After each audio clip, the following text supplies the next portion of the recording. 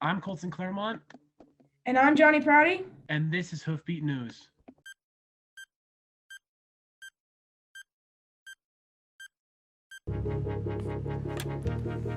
Good morning, FMHS. Today is Monday.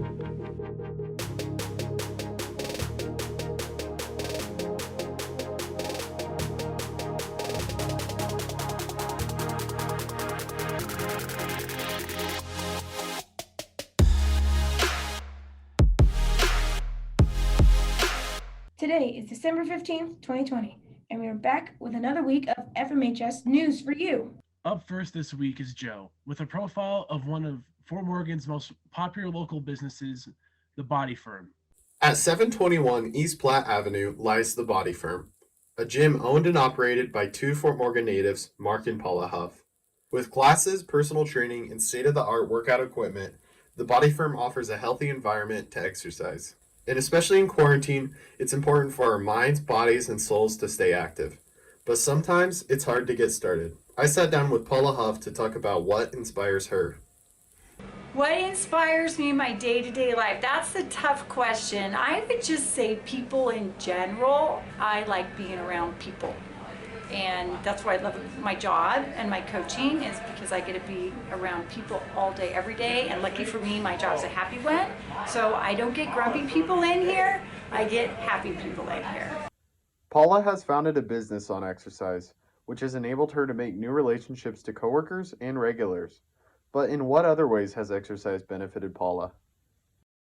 Exercise has been a part of my life for a very long time. When I got to college, and then I found lifting weights and aerobic activity, and I was one of those real skinny kids, real skinny, stringy, and I found out that if I was lifting weights and exercising, it actually made my weight go up, which was good for me. So, for some people they need to lose and other people need to gain. So for me, I needed to gain.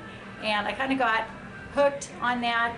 And then as I got older, I noticed the benefits of exercise are actually just as much mental as they are physical. So if I have a hard work day, I go for a walk, go for a run, go for a bike ride, lift weights. I can listen to my podcast and my music too. When did you guys open the Body Firm, and what was it like starting your own business? We actually opened the Body Firm. Our birthday will be in a couple weeks. It'll be our 19th year. And what was it like starting a business? Oh my gosh, it's crazy. Have you ever heard of the phrase ignorance is bliss?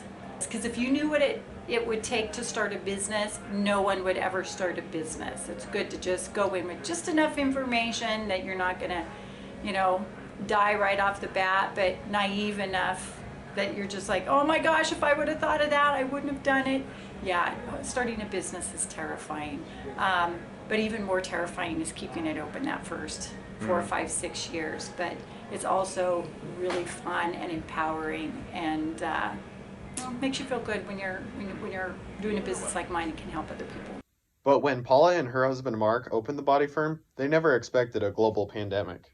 We were seriously having our best year ever. We've had our highest numbers in membership, and I can remember the night that the governor shut us down because I was out for a run out on the nature trail thinking about hitting record numbers and all the people we're influencing and all the great programs we were doing.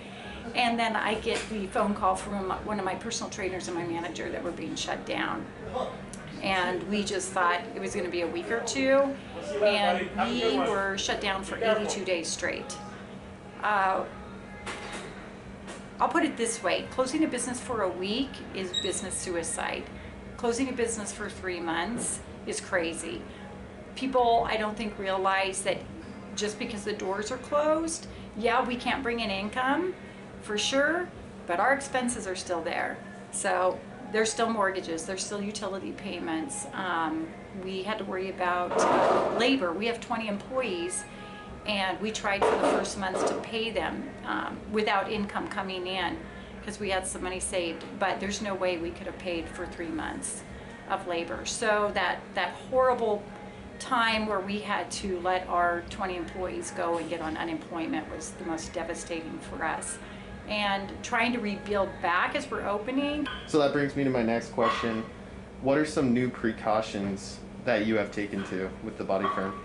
Well, luckily we always had a big cleaning regiment in here. Our big thing is to try to practice the social distancing.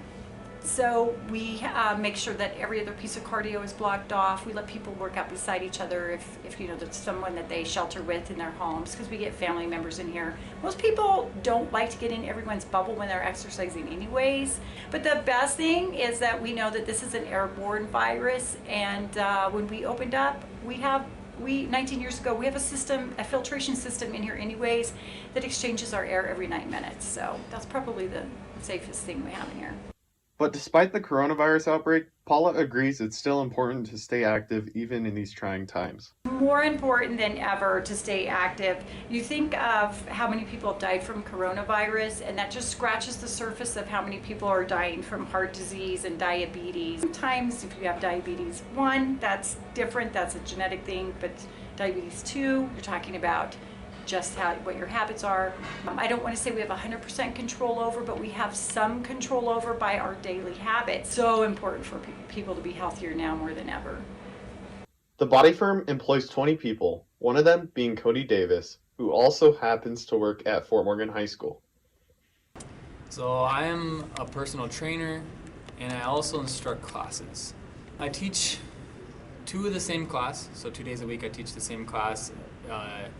It's HIIT training, so high intensity interval training is what it's called. But I was curious if the classes he teaches are still in session. They are. Yep, nothing's really changed. We have taken down the amount of people we have in each class, so you have to schedule times to go to each class. So my classes are Monday and Tuesday at 5:30. With being a PE teacher and a class leader at the body firm, Mr. Davis's life is intertwined with exercise. So I wanted to know what inspires him as well and how he got started. I came up in college, I didn't know what to do. I wanted to do something with movement and exercise. So I thought it would be kind of cool to become a PE teacher and try to impact people through movement. So I thought PE would be a good job to do that through. What has exercise done for you in your life? It definitely has helped me manage stress, probably more than anything. After a long day, it's kind of nice to just move a little bit and just relieve that stress. And that's probably my number one thing. There's so many different things that's helped me cope with, but stress is probably my number one. What inspires you to keep working hard and exercising? Honestly, to live a healthy lifestyle and to feel good. I think that's the number one thing. You know, as long as you're moving and you're working out, you feel good about yourself. Your mental side is also a lot better as well. So those things kind of are my number one for sure, but there's so many different things why it helps me stay active, but those are just a few. Whether you are a teacher, student, or an average Joe, exercise is always important. Despite the COVID pandemic, it's important to stay active, whether that's a walk around the block, a little bit of jump rope, or a membership to the body firm. Thanks, Joe. As we head into our holiday break, you may be looking for a last-minute gift idea or just something to satisfy your sweet tooth. Emilee has just the thing. Here she is with a holiday treat demo. Hey, it's Emilee, and today I'm going to teach you how to make 3 different Christmas treats. We have a special guest here today. This is Aubrey, my sister. Hi. And she's going to be helping me make treats. So our first treat is Christmas pretzels, and what you're going to need is square pretzels, Hershey Kisses, and Christmas M&Ms. First, you are going to want to line up pretzels on a baking sheet. Then you are going to place a Hershey Kiss in the center of each pretzel. Set the oven to 200 and bake for 5 minutes. After you take them out of the oven, place an M&M on the center of each Hershey Kiss. Then put them in the fridge to cool. The next treat is called Peppermint Bark, and you're going to need white chocolate chips and peppermints. The first step is to lay out parchment paper. Then melt the white chocolate chips. Then spread the white chocolate onto the parchment paper.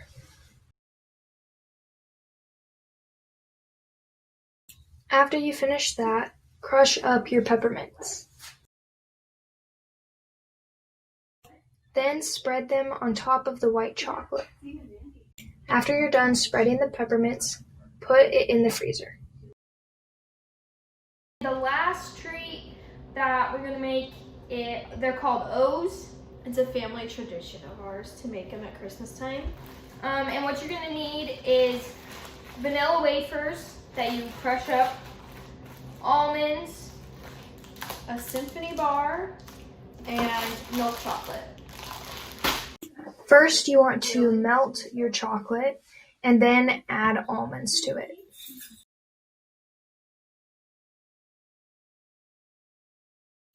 After you mix it all together, then you are going to add whipped cream to it.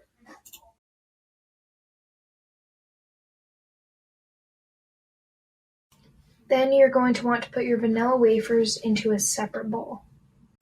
Then you are going to take a clump of the chocolate and put it into the vanilla wafers and roll it around to cover the whole piece of chocolate.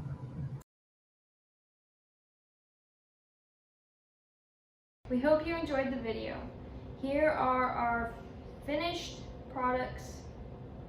Comment down below which one is your favorite, and I hope you have a safe and happy holiday. Thanks, Emilee. FMHS is lucky to have this next pair among our staff. Let's take a closer look at Mr. and Miss Schneider. I love me some Cholula. That's the first one. Pretty mild, all salt. Yeah, it's all good. It's huge. I am Taylor Schneider, and I teach 9th grade English. My name's TJ Schneider. I teach business and student senate, and that's it. I'm from Fort Morgan. I grew up here. I was born here. Yeah, it's just like I'm from here. And then I went to school at CSU in Fort Collins. So that's kind of the only other place I've lived for like a long amount of time. And then I got tired of traffic, stuff like that. So I came back, and it's good. I'm from a little bit of everywhere. So I was born in Iowa, and then I moved around quite a bit. So I moved like a total of 15 times. I went to CSU, met this fool, and then we decided after I graduated. Fool? Wow. And then we decided after I graduated to move out here together. Hey, real quick though, we've never had this one before. It's from Walmart. Fort Morgan isn't like super well known for hot sauces. So this next one we've never had. I don't know. So the reason I became a teacher is I kind of like, I didn't go to school for teaching. I went to school for a bunch of things. I started in engineering and I changed my major 5 times. So I moved back here and I started like helping coach. And then like through coaching and through working some other jobs, I found out like I really liked working with students because y'all are like very interesting and weird in good ways. Like it's I don't know, weird like me, which is good. How I fell into teaching was just through coaching, and like I said, just like working with kids. And I feel like we have a lot of really good kids who work really hard and are like really unique and talented and all that stuff. And I just wanted to kind of come back and try my best to like help y'all do whatever you're trying to do. I switched my major in college quite a bit as well. I was equally as indecisive as TJ was. So I was like political science for a little bit, and then I was English ed for a little bit, and I was like 20 other things for a little bit, and then I settled on business as well. And while I was in college, I worked with students quite a bit, with mostly peers. After I graduated, kind of took whatever job could take me. So I worked like 1.5 years in marketing, and was really sad doing that because I felt like I wasn't fulfilled because I wasn't like meeting my purpose or whatever. So 1.5 years ago, there was an English job that had popped up in the middle of the year, and I had already had my sub license and like my English stuff taken care of, and so I just got hired. I love honey mustard, so we got some habanero honey mustard. This stuff's pretty decent. We have it. Anyways, worst and best thing. So worst thing about the job is like how much time I know I personally put in, because like, oh my gosh, there are days where like I will come home and like, I don't know, eat a snack or something, and then I'll plan for like 4 hours just to get ready for the next day. But the best part, which makes it worth it, like I said, is just like This is the most entertaining job I've ever had, ever. Yeah. No, it's the most entertaining. It's the most entertaining job I've ever had, which is good. So I like it. I just shushed you on Hoofbeat. Everybody's gonna walk away and be like, "Man, Mr. Schneider's really mean." It's all good. I think my worst is definitely the same. I don't know if it's necessary because there's some parts about like the time I put in outside of the job that are more enjoyable than others. But grading, especially for English, is not my favorite thing to do. The best part about the job for me is every day is something new. And I get to build, meaningful connections with all these like super awesome students. But I particularly love being a 9th grade teacher because I get to see students grow over time. So the current juniors were my first class teaching, and just to see how much they've grown as like humans, and as leaders and as students has been like really, really rewarding for me. This one, it's called Adobo Loco Faya. I know like the glare's making it hard. This is where she always quits because we've done this before. Whoa. Go first? Do you want me to go first? We got married this year, so that was cool. Quarantine sucked, but like I'm an introvert naturally, so I liked being home with my dog all day. That was pretty dope. Yeah, getting married was kind of cool. We had to like change our wedding plans last minute. And then I think like school-wise, the best thing that's happened, I think it's just, oh my gosh. Spit it out, Junior. I coach cheer, and it's been a really tough year just with everything happening. But being able to like coach the kids and being around them has been super fun this year. In keeping with tradition, we're gonna dab the last dab with a little bit of the last dab. Does that make sense? But no, my first year teaching, I wish I'd known to like set boundaries for myself, I guess, as far as how much like time and effort, or not effort, but like how much time I'm willing to put into things. And then my first year teaching, I think if I were to go back and tell myself anything, I know, it would be to just like relax a little bit. I think I would give the current juniors a little bit of a break when I was probably a little tough on them.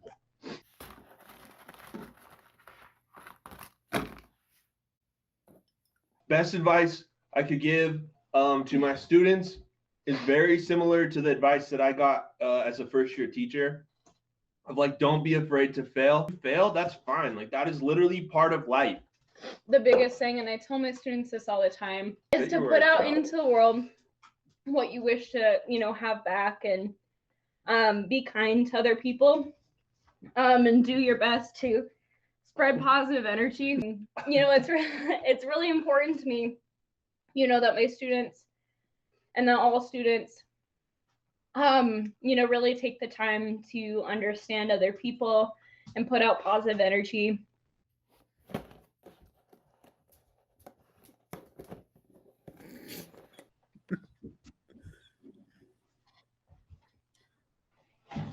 Oh my gosh. This is our dog. Thanks, Colton. Last up, you may have heard the buzz around the release of a McDonald's classic, the McRib.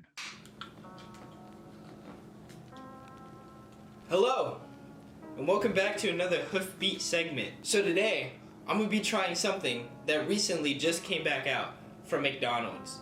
And I know you can already guess it. It came out in 1981 when it was first introduced, and that is the McRib. I've never had one of these my entire years of living. We're just going to be eating the McRib, and I'm going to be giving my review about it. Another food review! So let's just get right into it.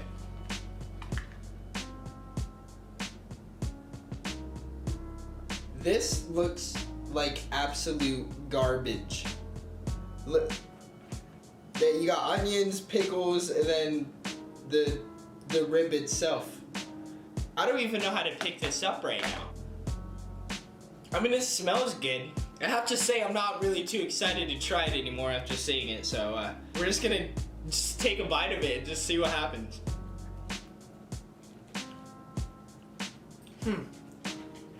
Wow. Okay, starting off, that is really interesting for sure. What I taste the most is the pickles and the onions. After the pickles and the onions comes the sauce of the McRib, and it doesn't really seem like the actual rib in itself adds anything besides texture.